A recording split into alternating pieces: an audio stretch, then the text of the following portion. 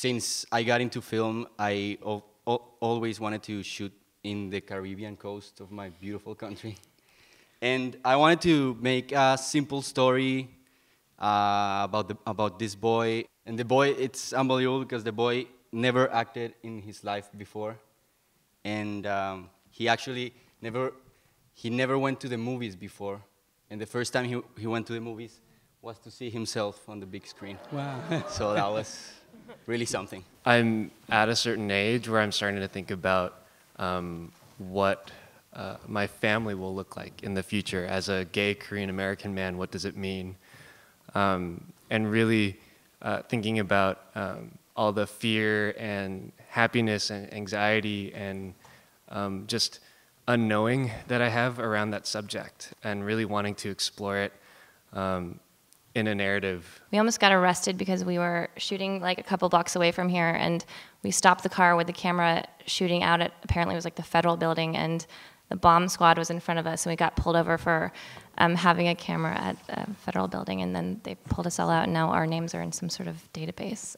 So it's like the most dangerous, low-budget project I've ever had. You want to know about casting bunnies? No, so you're casting. Because I mean, it was a really intense process, actually, but it's probably more interesting than talking about. I mean, my actors, I worked with the casting director, and 3 out of the 4 actors were people I'd already worked with, or they were friends of friends. But the bunnies, we had to like get them early enough because I wanted them to be way smaller than they actually are in the movie.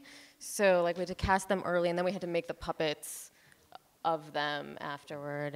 But it was a really intense process to cast the bunnies and like make them small enough. So I went through a pretty lengthy process because the male lead, Tristan, the character, is actually, I wanted to cast a real trans guy, so I did a national search.